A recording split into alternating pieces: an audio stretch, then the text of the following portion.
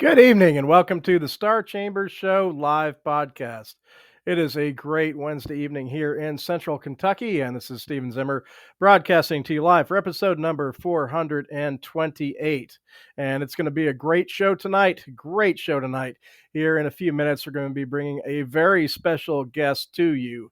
And joining me tonight in the co-hosting chair in a few minutes is the wonderful, the amazing, the loquacious, the vivacious Holly Phillippe. So, yes, just a few minutes until we bring you tonight's guest.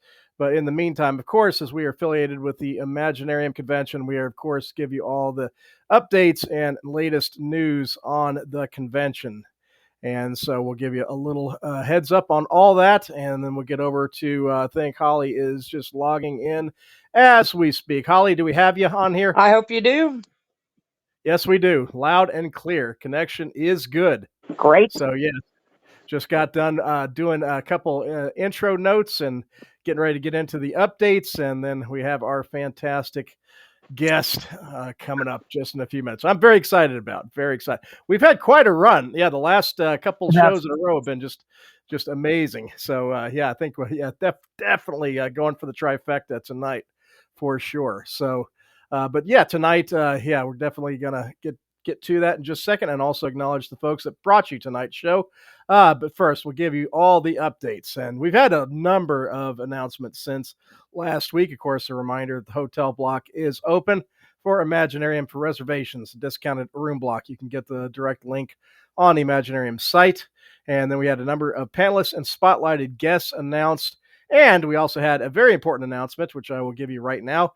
The Imaginarium 2025 Independent Film Festival call for entries. Yes, you can submit projects now on Film Freeway.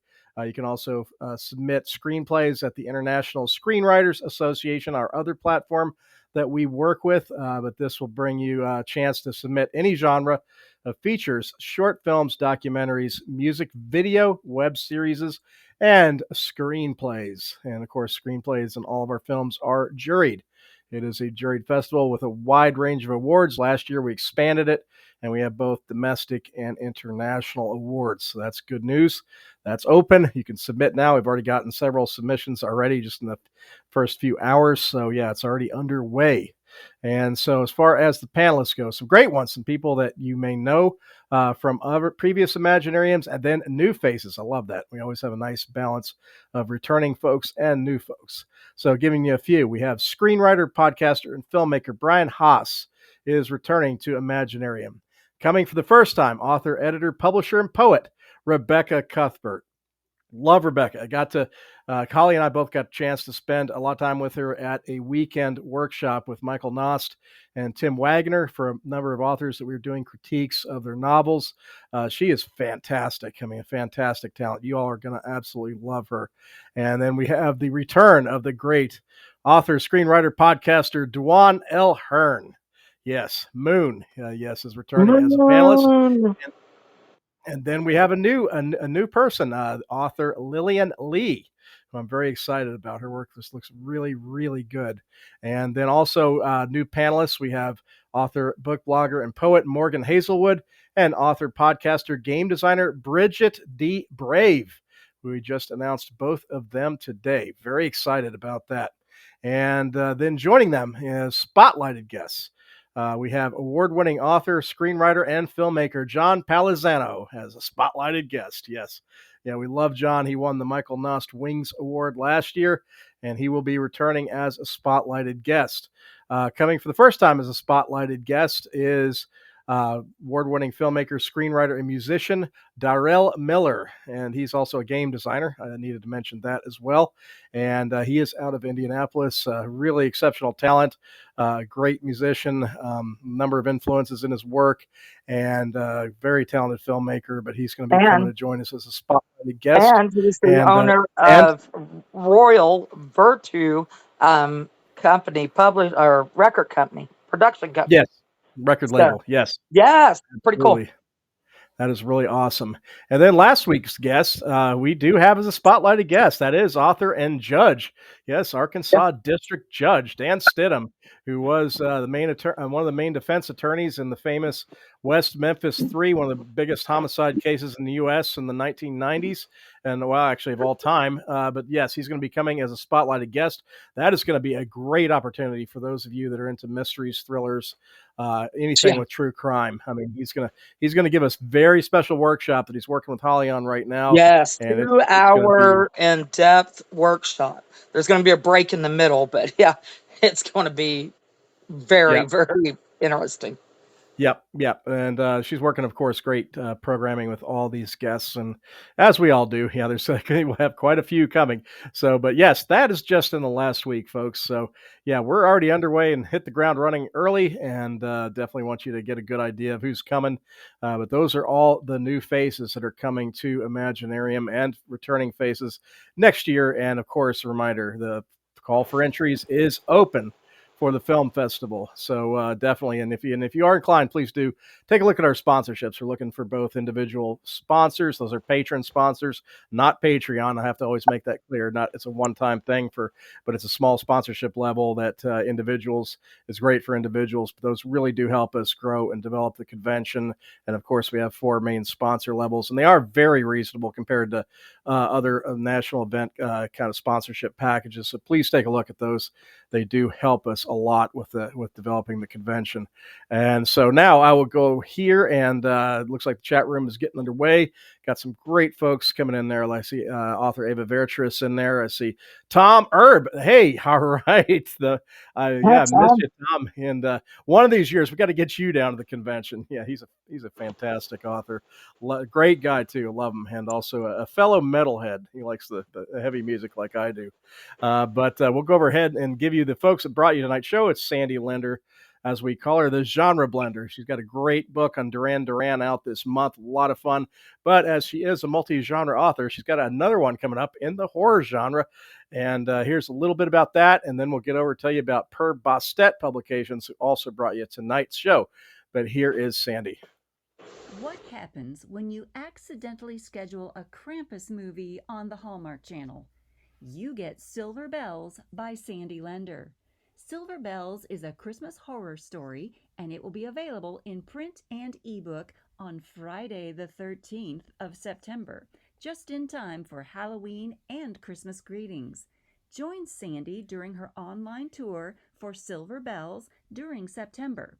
Then join the mature main character, Ivy Light, as she navigates the paranormal upset of spiritual warfare at Reindeer Creek. Finally, join the mayhem of Silver Bells by Sandy Linder when you pre-order and purchase your copy on Amazon, Barnes & Noble, and all your favorite e-platforms. And thank you very much, Sandy. And of course, she also has the great Sandy Says Read YouTube channel. Go over to check that out. She's always making posts there. It takes seconds to subscribe and get those notifications. And it's a great, great book channel. So check that out. But here's Per Bastet. Per Bastet Publications is a small press based in the Louisville metro area, specializing in speculative fiction and other outside-the-box books. With 40 titles in print and ebook formats and a handful of audiobooks, Per Bastet offers a little bit of everything. Check out Frenemies in Space, Marian Allen's new science fiction short story collection featuring return character Smartmouth Connie Phelan. Or try Michael Dabney's latest David Blaze mystery, A Deadly Game, a prequel set in 1984 Philly. You can find these titles and more at perbastetpublications.com, at Amazon, or you can find the press in person at Kentucky and Indiana book fairs and conventions. Per Bastet Publications, where timeless tales unfold. Thank you. Shout out to Sarah, Marian Allen, and Teely Harris, as I call them, the literary triumvirate. Great folks, and we appreciate your support. So, yes, we are going to go ahead and get our guest on for the show because, I've been really looking forward to this. And, 2 weeks ago, we had our guest of honor, one of our guests of honors, Heather Graham. And, of course, last week we had Dan Stidham, who is the defense attorney in the West Memphis 3 case. And tonight we've got another big guest for you. And he is a New York Times bestseller and an Audible #1 bestseller, a 5-time Bram Stoker Award winner, 4-time Scribe Award winner, Inkpot winner. He's also an anthology editor, comic book writer, executive producer, and he's also the editor of Weird Tales magazine and president of the International Association of Media Tie-In Writers. And yes, folks, I could go on forever with the accolades on this man, but I am honored and excited to bring aboard to you tonight our other guest of honor for Imaginarium 2025, the one, the only, Jonathan Maberry. And Jonathan, you should have your mic on. Can you guys hear me? Yep. Loud and Yes, clear. there you are. Loud and clear. I'm exhausted from hearing the intro. Good Lord. Well, that's the truncated version. Yes. Sometimes they're even longer. I'm not just talking about my intro. I mean, all the folks that you're naming. I mean, so many of them I know, and so many of them are friends. And yes, Heather Graham's a dear friend, and sounds like you guys, are definitely in the flow of creative and pop culture weirdness, which is my happy place. Yes. That's where we live and thrive. Awesome.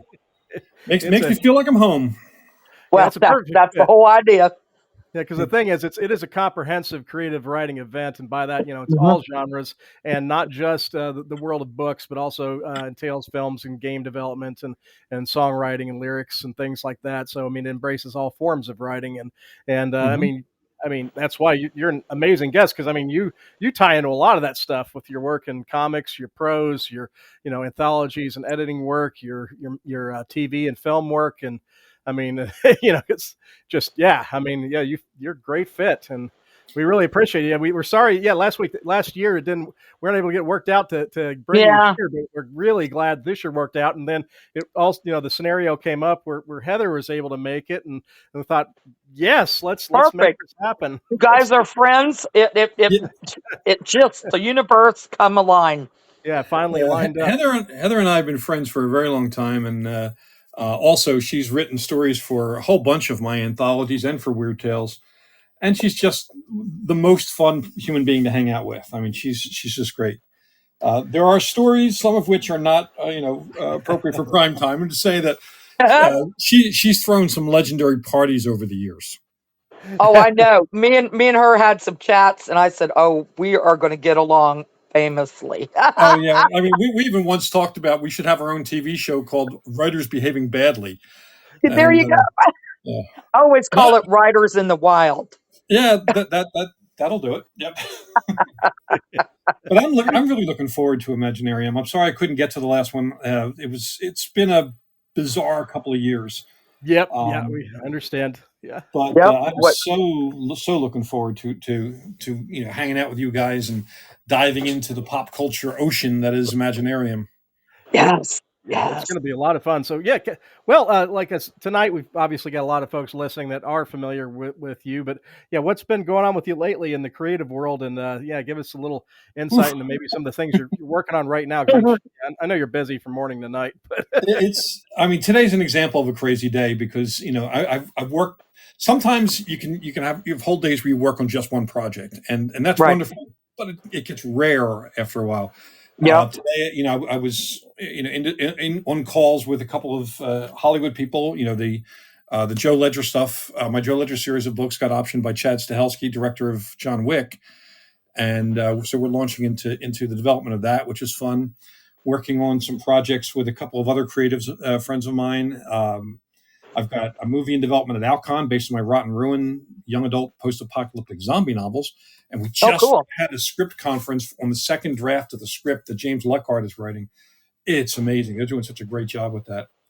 And I don't know if you guys ever watched the show Psych when it was on.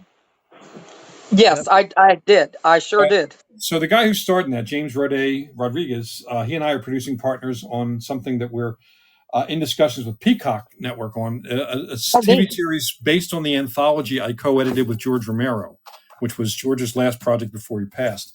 So we're working on a Nights of the Living Dead a TV series with the characters based from short stories from the book. So all that's on the Hollywood and film side. On the book side, I'm gearing up. I have a book release just last 2 weeks ago, the 20th of last month, I had Dragon in Winter, my third epic fantasy novel, come out. And I've got book releases in September, October, and December. I've got Midnight Lullabies coming out in September, on September 17th, which is a collection of my horror short stories and some poetry with a foreword by Joe Lansdale. Then I love the cover. Love that cover. It's a Lynn Hansen cover, so it's got to be great. There you go. That makes sense. Lynn is magic. Yes, it is. And then I got in October 15th, I've got Shadows in Verse coming out, and that is something I am particularly excited about. This project, I don't know if you've heard about the project, but the project is so cool. Preface it by saying I'm a huge fan of poetry. I read poetry aloud every day before I write novels. Wow. And I've done that for many years. So I decided to ask 90 of my creative professional friends to pick public domain poems that dealt with darkness. So Robert Frost and Lovecraft and Poe and all those guys, and then write commentary on the poems. So we got R.L. Stine, Neil Gaiman, Ray Garton, Harold Perrineau, who's starring right now in Lost. A couple of my actor friends from Buffy the Vampire Slayer, Charisma Carpenter and Amber Benson, just tons of creative folks, Elma Katsu, Heather Graham, tons of folks to pick poems and then write the commentary. And then I got 4 mental health professionals to write short essays about what darkness means to people. And it comes out next month, and 100% of the proceeds go to fund scholarships and other related things for emerging creatives. And the first batch will be scholarships will be for the Superstars Writing Seminars, which is a writers' conference in Colorado Springs that is 100% focused on the business part of writing for both independent and traditional. And that's going to be a lot of fun. And then in December, I have another short story collection coming out of my Monk Addison tales with a foreword by Jim Butcher. So it's the rest of the year is busy. Plus, I have to finish my third novel of this year and write another one by the end of the year. So in my spare time, Plus, editing Weird Tales magazine. I just turned in the new issue of Weird Tales to the publisher, and that has some fun stuff in it because Wayne Brady, Wayne Brady, has a piece of flash fiction in it. And so tons and tons of people, Delilah Dawson and Peter Kleins and Isaac Marion, who did Warm Bodies. It's a great issue. So things are crazy right now, but in a fun, good, crazy way. Good way. Yeah, it's such a nice range of projects, and I'm definitely can't wait to see the new epic fantasy because that's right up my wheelhouse. And but yeah, it's like you got something for everybody. But pretty much. Look, how do you go about? A lot of folks are probably wondering how do you go about planning your average weeks or days with so many irons in the fire. How do you balance? As a creative person and the business side, how do you keep all that in balance? Part of it is, I've been publishing since 1978 with nonfiction all the way up until 2006. In 2006, I started doing novels. And my background is in journalism, which taught me really good work habits, including time management and an understanding of process, looking at how I do things and constantly trying to refine it so that I get more work done in a timely fashion and therefore can take more fun projects. And I love to have a lot on my plate. I also found out along the way that I'm a fast writer, and not everyone is, and nor is it something that, I think people should do. It's there's a few of us who are in that category of what they call high output writers. Kevin Anderson's probably the king of that genre right now. Rachel Kane, before she passed, was cranking out a book every 16 minutes. Heather, God, will probably have written a novel by the time this conversation's done. So, I like writing fast. I'm writing, I've having written so many books now, I'm writing my 52nd novel since 2006. So if you pay attention to your process, you find the ways that you waste your time, but you also find ways that accelerate the process, efficiency things. I usually do my business stuff in the morning. Like I spent all morning, on calls, Zoom calls. I did another podcast interview right before this one. So I got to do a bunch of that stuff.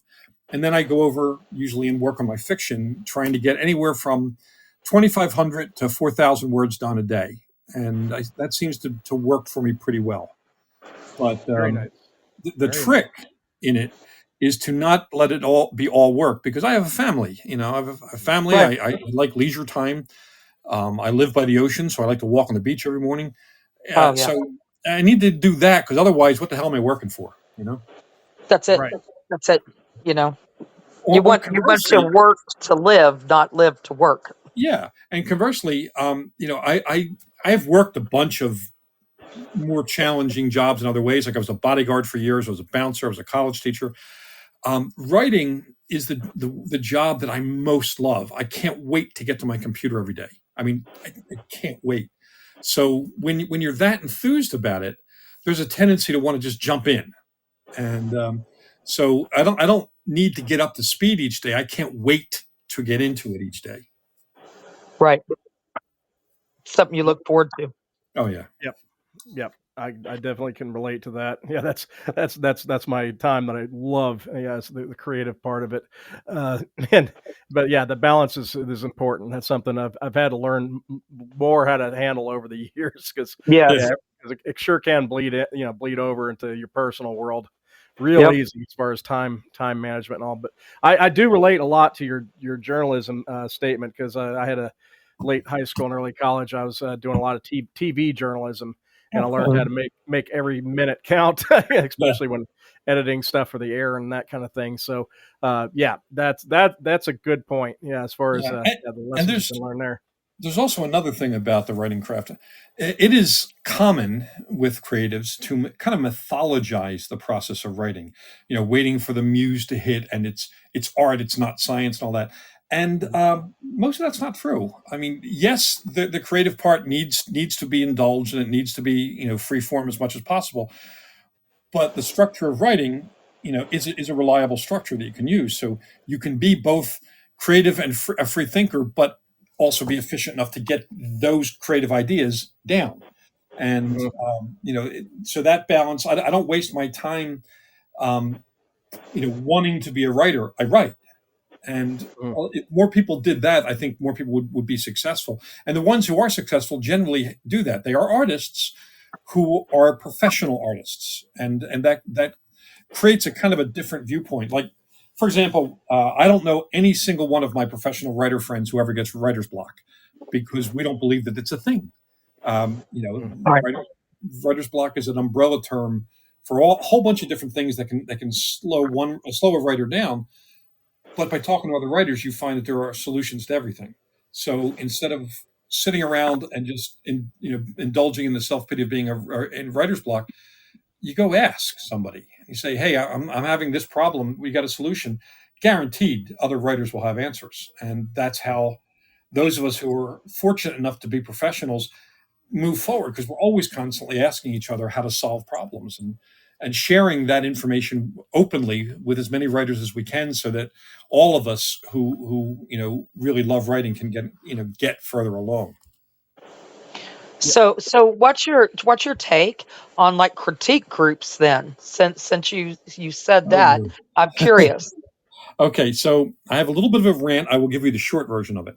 Go ahead. I dislike most critique groups for the Right. following reason. Most critique groups, following reason, plural. Most critique groups do not know how to critique. Somebody goes in there and they read a chapter, and people will start tearing apart, um, you know, elements of craft that have nothing to do with first draft, and that's what people are usually reading at a critique group is first draft. First draft critique should be: is the story moving well? Does it make sense? Are the characters interesting? And do the characters deserve their roles as protagonist, antagonist, and so on? Critiques should be appropriate to the draft that's being read, but most people don't understand how to moderate their critiques so that they're giving useful critiques for what is being presented. That's part of it. Another part of it is there are some people who go to critique groups more for the social element than the Yeah. networking or the workshopping. And some people I've met, unfortunately, more than my share of people who are in critique groups, and I think they know on some level they personally are not going to get anywhere. So they're going to make sure they tear down everyone else so they don't get anywhere. Um, Mhm. and the Yeah. last issue, and all these are solvable problems. The last issue with critique groups is often people think, they believe in the concept of tough love or brutal honesty. Brutal honesty is perhaps the least compassionate and empathetic phrase anyone can ever use. There is no justification for brutal honesty. If you're going, especially with a creative, because we take everything personally, shocker, writers are moody and strange. So in order to be useful in a critique group, if you're going to make a critique like that plot point doesn't work, or I'm not feeling something, you should it should be a requirement of the critique group to then say, try this, like give a critique, also suggest action steps. That way, instead of somebody going out there with their spirits crushed, they want to go home and write right now. That's part of it. And one of the other solutions is, a critique group should bring in either a professional agent, professional editor, professional reviewer, or a professional writer who's had, works, published and so on, to come in and explain what the expectations are for different levels and encourage how to give a useful critique. One session with a pro solves most of the problems a critique group has. So, long answer, but it's actually the shorter version of a much longer rant. No, that's excellent, and emphasizing the constructive side of that. Yes. And I've seen too many writers get really damaged by critique groups, and they've encountered the type that you're describing, the ones that are simply there to tear down, and I've seen that all too often. And it's always I'm always telling people to approach with caution and be very careful about a lot of critique groups. But done well, a peer critique group can do a tremendous amount of good. So it's a matter of making sure that the critique group you're holding, you have enough respect for the members to make sure it's a good group and that it evolves as the needs of the group evolves. With that, then a critique group can be a tremendous benefit to someone. Right. If you have the right group of people, that's it. It's vetting the people and, maybe have to, shed a few. It's useful to have somebody in charge, maybe, somewhere between the talking stick and a club to get people to shut the hell up. That's it. Somewhere in the middle of those two extremes. That's it. Talking stick and bam, bam. And there you go. That's true. That's true. I love it. So so as far as when you're working in the writing process with somebody like you that's writing in different genres, and you have multiple things on the plate, you have poetry, different genres of fiction, things like that. When you were approaching your writing and have a high output like you do you work on just one project in a row, like in a very sequential fashion, and finish each one after the other, or do you sometimes have multiple writing projects almost going concurrently? Kind of a bit of both. With novels, since I'm writing right now 3 to 4 novels a year, and I'm allotting 3 months for each. So, like the novel I'm writing now, I was doing research on that novel while writing the previous novel. So, doing research, ironing out my plot, making sure that the story I tell is coherent and exciting to tell. And I get all that lined up so that when I start the new novel, I can jump right into the story because I already know what it's going to be about. And I do plot things. I plot it all, I always plot it. And in fact, one of the things that helps me with that is after I've plotted the book and written the first couple of chapters and gotten the voice of that book, even books in the series have a little bit of their own unique voice. As soon as I know that, the first thing I do is jump all the way forward and write the end of the book. That way I can back up and aim at that specific ending without writing stuff. Like, because we love our characters and we love the world we're writing in, we tend to write a lot of stuff that's somewhat self-indulgent, chapters that we want to read that don't necessarily serve the story. Those are the darlings we have to kill a lot of times. So if you know exactly where it's going to go and you've written the ending, you can aim more clearly at that and not write as many tangential things that might have to be cut, which makes the overall writing process also faster. And when you get to that ending, because books are organic and they grow in the telling, you can then revise the ending to suit the book that you have now written, to that. So that process really helps a lot when writing a book. With jumping genres, I read deeply into each genre that I write. So I'll be reading a genre. So right now I'm writing a deep space science fiction novel, second in my Sleepers War series. So while I was getting ready to write that, I was reading a lot of deep space science fiction, and now I know the book after this one is going to be the 15th in my Joe Ledger series. So now I'm listening to thrillers because I know I'll be in the thriller zone for the next book. So I kind of primed the pump a little bit with what I listen to on audio, and I love audiobooks. But as far as other projects, I edit Weird Tales magazine. We do 3 issues a year, so I have to do that, and that's time consuming but fun. I also edit anthologies. I try to do a couple a year, and that has to have a certain amount of allotted time. I write about 15 short stories a year, so I have to budget the time, like a day and a half to 2 days per short story. I have to budget that in throughout the year. Usually I try to get the short story done about a month before it's due. That way I can let it sit for a little bit and cook, and then go back and look at it, reread it, and see if it needs a pass before I send it off. So all of those things are budgeted in, and I have to also budget in time to go to LA. I live in San Diego, to go up to LA to business meetings. I spent a part of a week there 2 weeks ago with a whole bunch of meetings with different producers and studios. I had to budget that time in and then find time to do a little bit of writing each day so I could still advance my projects. So it's, a lot of it is really time management. But I don't do more than one novel at a time. That's kind of key, because they're so big. You want as much of that hanging in your head like a cloud that you can just reach up and pull stuff out. Short stories, you don't need that kind of mental commitment for. You don't have 50 characters and 150 chapters. So those are a little easier to just take a couple of days off and walk on the beach, clean the mental palette, go write the story, and then go back to the novel. So when you get to the end of your projects, do you have a small number of editors or a editor that you've had a long working relationship with? What's your relationship with editors when you get to the end of these projects? Do you have some that work with you for a long time? See, that's an evolving thing. When I started out, I had beta readers, like most people do. I had my original beta readers were a bookstore owner, the guy who has a great bookstore in Claremont, Delaware, Greg Shower. I had an English teacher, a librarian, and a friend of mine who was a business person who used to take the train from Philly to New York every day. And he would only read books that were on the bestseller list. No matter what genre, he would just read them. So they were my beta readers. Nowadays, I'm fortunate enough in my career to be able to hire an assistant. And it's Dana Fredstein, who's actually a novelist herself, quite a good one, in fact. And she is my assistant. So she reads everything that I produce, and does kind of somewhere between a structural edit and a line edit, somewhere in that middle zone. I usually don't need as much structural help as I do line editing, especially with grammar and spelling, because I'm a product of the Philadelphia school system, and that'll tell you where I stand on those issues.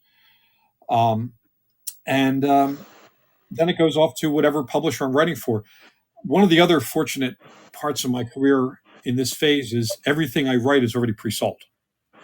I've got 8 novels pre-sold that I haven't yet written, and 26 short stories that I've been invited to write for different anthologies or magazines. So everything is already pre-sold. So it goes from me to my assistant, back to me, and then to whichever editor is in charge of that particular project.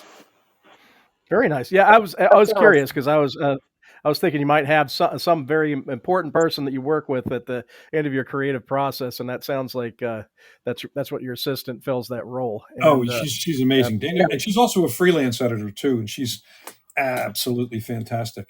Nice. She doesn't handhold, and she doesn't she's not mean. She's very practical, very direct in her stuff. So it's not an attack, nor is it massaging my ego. It's this is right. This is wrong. That's what you need. Yeah, exactly what you need. I don't need to have my ego massaged. My ego is not out of control. What I need is someone who can give me an objective, practical view, so I can make those changes, get the project moving along. And she's fantastic at that. That's beautiful. That's the relationship you want. In the author-editor relationship. That's what you need. Yeah, she's also become family, in every meaningful way. And she and her husband, in fact, just turned in a epic fantasy novel to the same imprint that I'm doing my Necrotech books for. Nice. Weird Tales Presents imprint in Blackstone. Nice. Very nice. Yeah. We do have a question from the chat room. Sure. Eva Vertris, she's asking, where do all your ideas come from for all your various books? A couple different places. One is just looking at everything and then doing what a lot of writers do is looking at something and say, well, what's the worst that can happen? Good example of that. Years in, like 2010, I think it was. I subscribe to a lot of science newsletters, Popular Science, and a bunch of others, and I subscribe to a lot of magazines, some of which are in the trade, the different trades, like the medical industry. Like I subscribe to the Lancet, which is a medical journal, Journal of American Medicine. I subscribe to a lot of these magazines, so I'm reading what the experts in those fields are researching and publishing on right now, because that's usually a year or two away from what the public knows about it. So that gives me an idea. So I was reading an article in one of these things in 2010 about the dangers of melting permafrost because it releases old bacteria and viruses that are trapped in there. And I thought, typically, well, what's the worst that can happen there? And I thought, well, what if one of those diseases triggers some of the dormant genes that we have, and we manifest symptoms in this particular story that those symptoms are what caused the belief in vampires in ancient times. So you have a genetic disorder that's creating vampires, and that came out of just reading that newsletter, and that became V Wars, which was a series of books I did for IDW, and then a Netflix TV show, and which I loved. Love. Thank you. We're actually the star Ian Somerhalder and I are shopping a new version of it right now to another network, but can't talk more about that, unfortunately. But that's an example of where an idea comes from. And when I was young, my middle school librarian happened to be the kind of a unofficial secretary for a group of professional writers that met occasionally in New York whenever enough of them were in New York. We're talking 1970, which is when all books were published in New York, and if you were a genre writer especially, you went to New York to launch it. So I got to know and be mentored by people like Ray Bradbury and Richard Matheson and Isaac Asimov and a few others, and it was insanely fortunate for some dumb, hairy kid coming out of inner city Philadelphia. But one of the things Bradbury taught me was what he called the what-if game. You look at anything and you keep asking yourself questions until you come up with a concept. So the first one, we were at this publisher's penthouse where there was a big party, and my librarian brought me up to it. And he pointed to the window. He said, "Tell me what you see." And I said, "Well, there are 4 birds on the windowsill outside." He said, "Okay, tell me more about them." I said, "Well, 3 are looking out, 1's looking in." He said, now that's the difference. Why is the one looking in? And so he kept asking me question after question after question until I worked through, and I knew he wanted a fantasy or science fiction or horror answer. So I was slanting it in that way. And then eventually I came up with a story idea, and he taught me how to develop that from an idea to a plot. He was big on plotting. And I do that all the time now. Like if I'm walking down the street and I see, like a couple of weeks ago, I was walking on the beach, and a seal was on the beach, and the seal just stopped what it was doing and watched me the entire time I walked down the beach. Didn't run away or anything, but it was just so odd. It was so focused on me. That's the sort of thing that you can pause and say, why?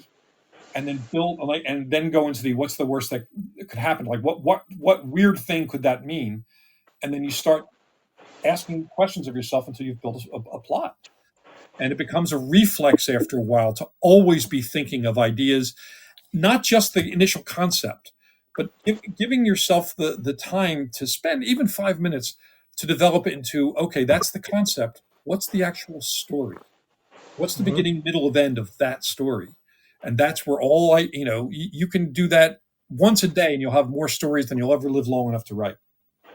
Well, and I also loved the take, because you took a vampire, which is been written over and over and over and over, and you gave it a fresh face. You gave it something new, which you go with Twilight, you go with the sparkles. People have a fit over it. I'm like, well, it's something new. It was something fresh. It was taking the idea and just like you did with V Wars, and made it something new. Still had the monster, you still had the Dracula figure, but it was a new idea, a new spin on this is how this could happen in reality. and bringing it to our world, our current modern day. And that kind of thinking is how, works get noticed. And I'll take it back to Dracula, since you mentioned Dracula. When Bram Stoker was writing Dracula, originally it was going to be an Italian count, or Italian something like, not a count.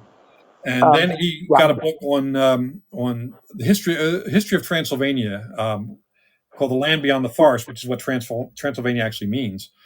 And he found elements in there that he built into his outline. But because he had some plot challenges, he decided to make stuff up. Like, for example, when Dracula got to England, the reason he didn't kill everyone is because Bram Stoker invented the concept that a vampire can't enter a house unless invited. Right. And that kept Dracula at bay. That was not in folklore. That was not any myth or legend before that. He invented that. He also invented the whole idea of vampires being afraid of the cross or the Eucharist. He was Irish Catholic, so it's logical for him to have the elements of his faith be proofs against evil, and so on. F.W. Murnau in 1922 was the one that brought sunlight into the whole mix, because they were doing Nosferatu was a ripoff of Dracula, and they were trying to do the Dracula story, and they couldn't afford to do the big ending at Dracula's castle. And so the lighting guy said, "Look, we've been shooting the vampire in shadows all along. Why don't we make it that he can't abide the light, and dawn will kill him?" And the director's like, "Sure, fine, whatever." Put it in the movie. Now everybody thinks that was part of vampire folklore. Right. So writers have been messing with the model, and we have license to do that. Exactly. So even though I'm not a big fan of the Twilight books, I mean, Stephenie Meyer did bring a unique twist to it that you couldn't see coming until it was there, and that's what makes a successful writer. And those books sold a gazillion copies. Yeah, they did. And I have them all. I appreciate it. I'm a vampire fanatic, so any Stephen knows that well. I am a closet vampire and very outspoken about that. But yes, I love all the lore. I love.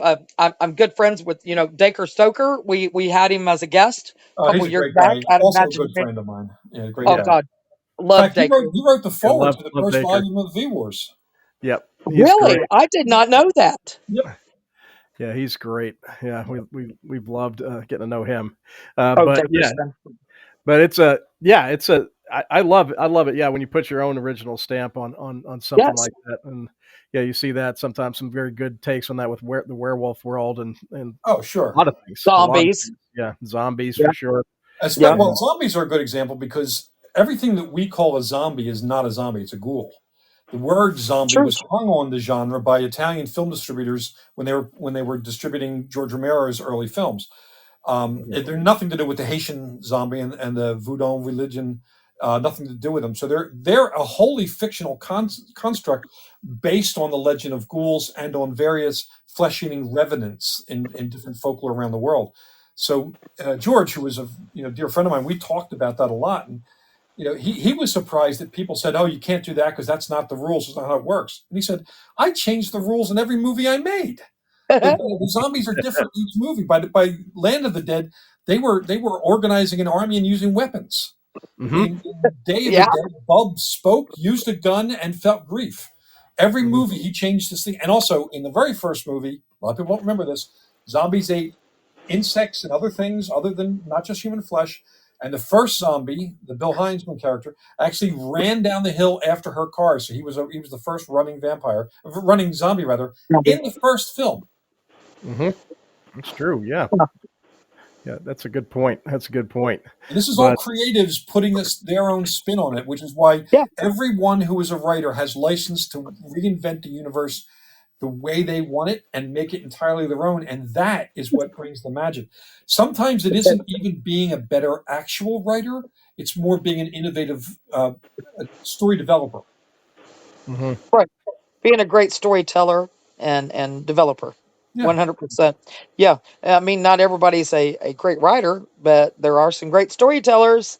And that's where you pair up with somebody and, you get a good editor, you get a good, somebody that can help walk you through some things and get it out there, share it with the world. Yeah. And it's, I was going to ask you, are you drawn to with the kind of characters that you write and the kind of books you do, are there certain themes that you find yourself revisiting, and are there certain types of characters that you're particularly drawn to write? And I'm not saying like in all cases, but do you find yourself drawn to a few kinds of characters and themes? Sure. And that actually tags off a question I'm frequently asked, that people ask me why I write about monsters, and my answer is I don't. I write about people who fight monsters. And so that is actually the approach I take. And a little backstory, it's not pleasant backstory. Backstory is I grew up in a very bad household. My father was an abuser, and he was extremely violent to his children, my four sisters and I. He was a career criminal, and he ran the local chapter of the KKK. So he was a terrible human being. Well, Terrible. So I often, but he was also 6'8" and an incredibly powerful human being. He was really dangerous. It's why I got involved in martial arts as a kid, because I knew eventually we were going to have a fight, which did happen when I was 14. That's another story. Anyway, so I write stories often about people who are going up against something that appears to be so powerful they have no chance. So a lot of it is learning enough so that either mentally or physically they level up to be able to do it, often in partnership with other characters. Sometimes it's somebody who is emotionally damaged who finds usefulness in their damage and applies that. My Joe Ledger character is a good example of that. He was born in trauma, essentially, and uses the psychological damage he has, to go out there and stop the bad guys, get between the bad guys and the good guys, and be that person. But it might, in stories like Ink and Glimpse and my Pine Deep stories, it's ordinary people who just have to, once they realize that they're in basically a horror story or an apocalyptic story or whatever, that survival means that they have to figure it out.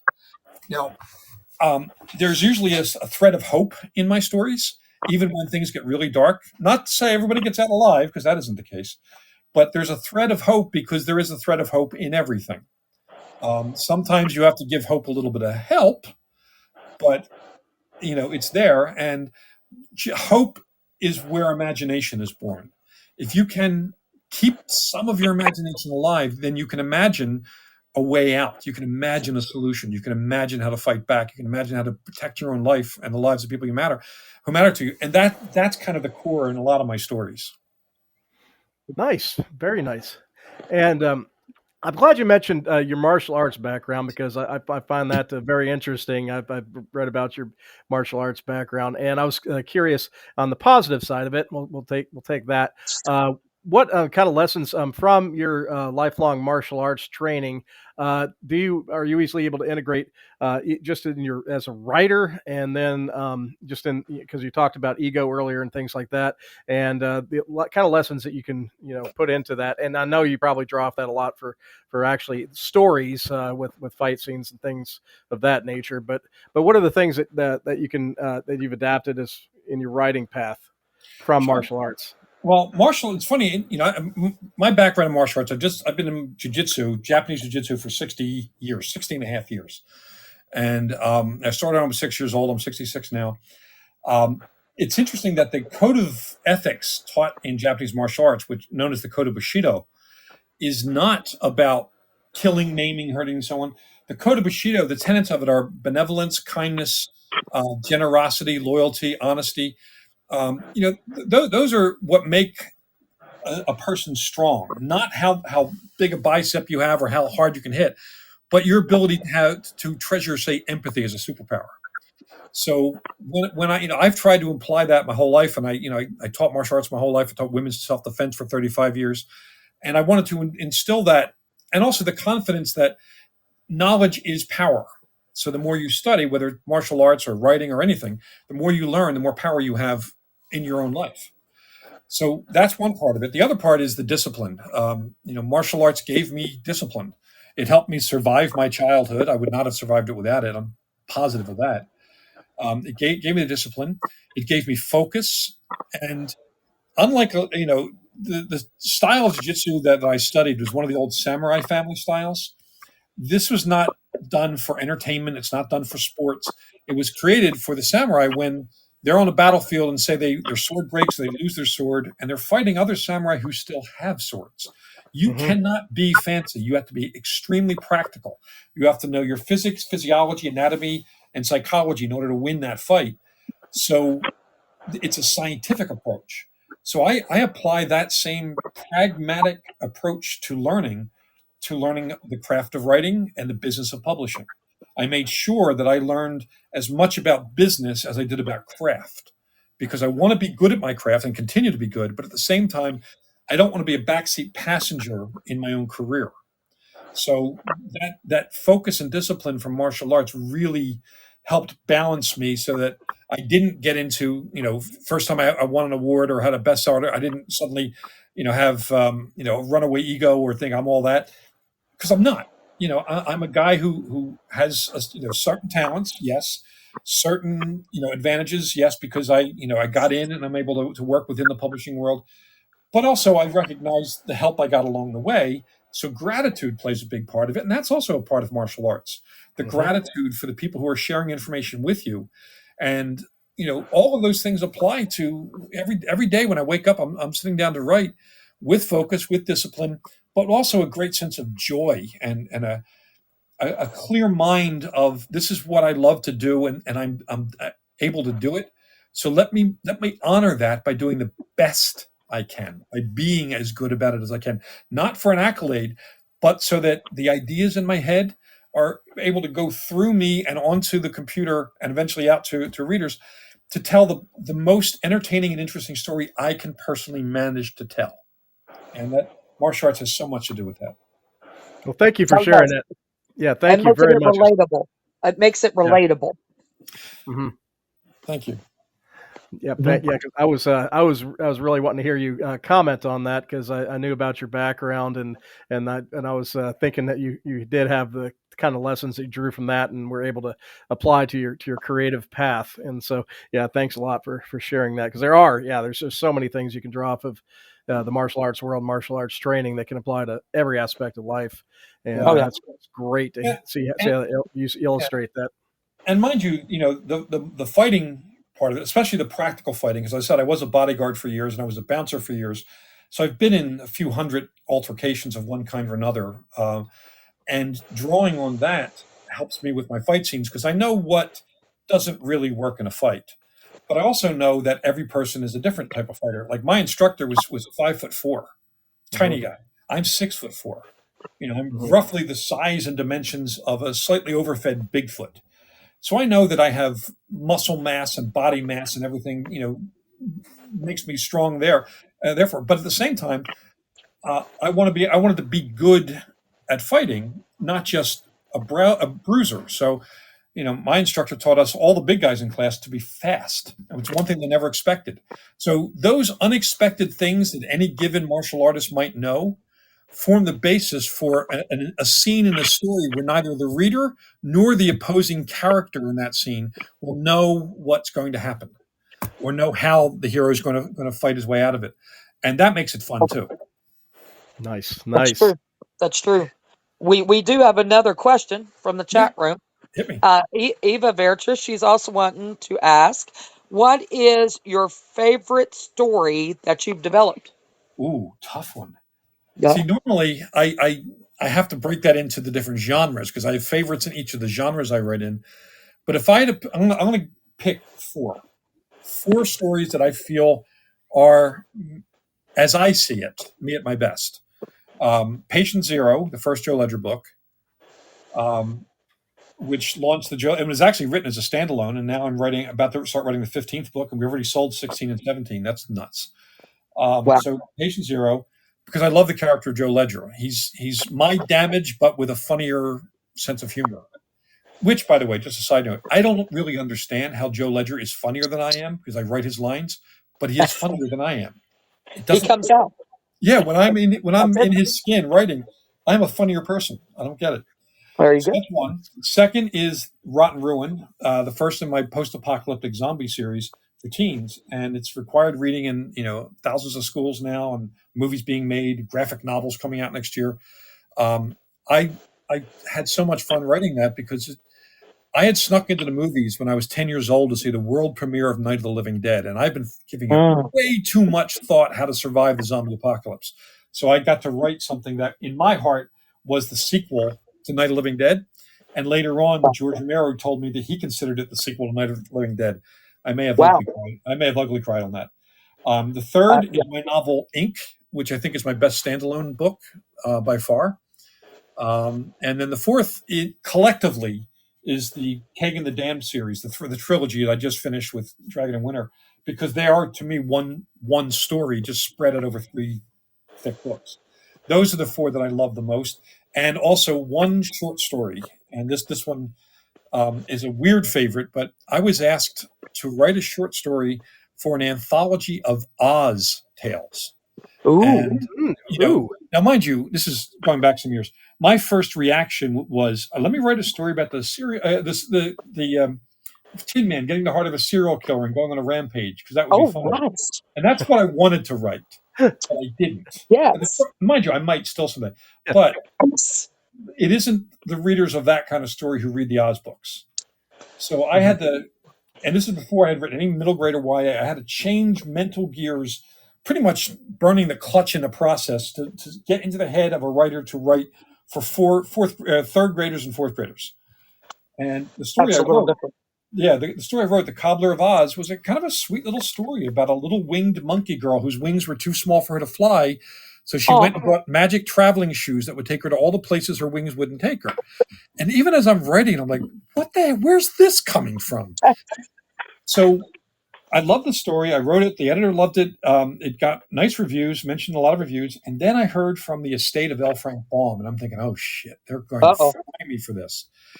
But what they said was they loved the story so much, and they felt that it really honored the readers of Oz, that they are adding it officially and permanently to the chronology of The Wizard of Oz. It is now and forever a prequel to The Wizard of Oz.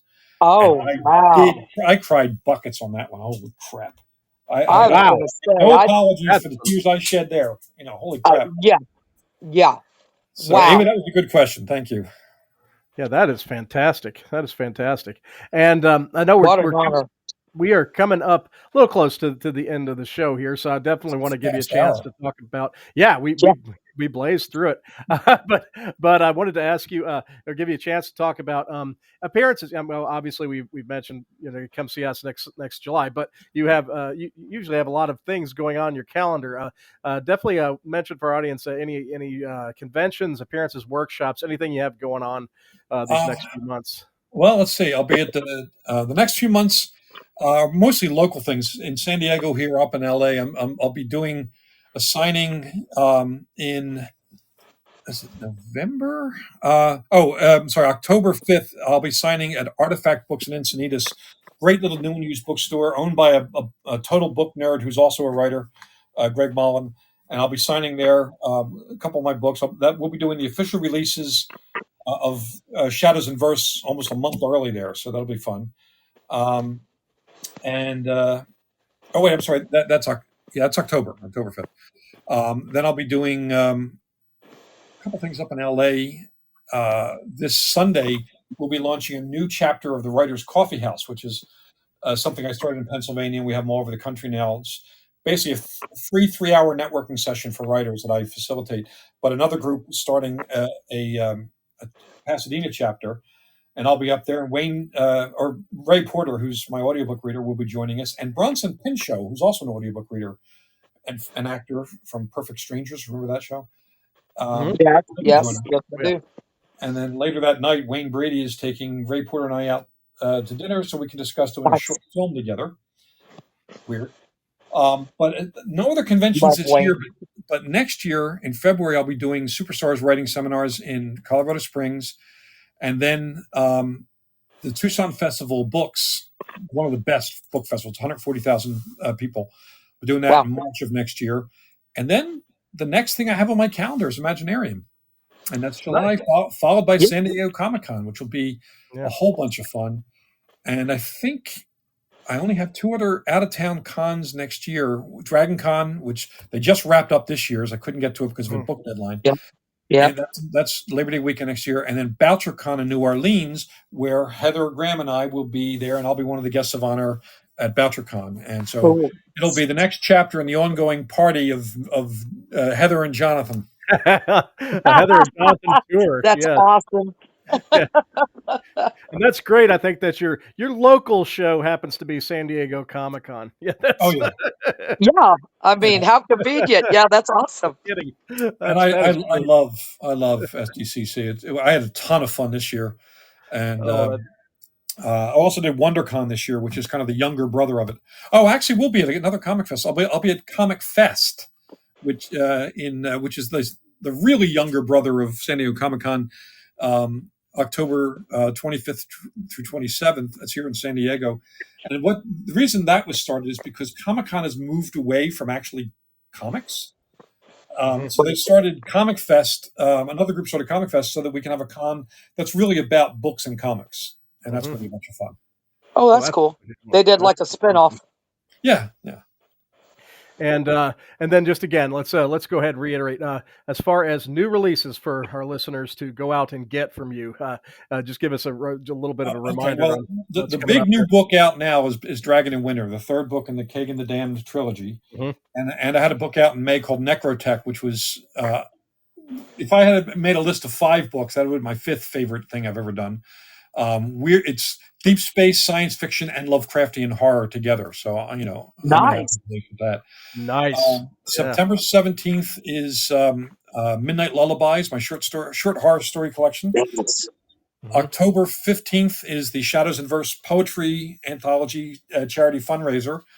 And in December is Mystic, the Monk Addison Case Files short story collection with a foreword by Jim Butcher. So those are what I have coming out this year. And Halloween, we'll also have the new issue of Weird Tales out there.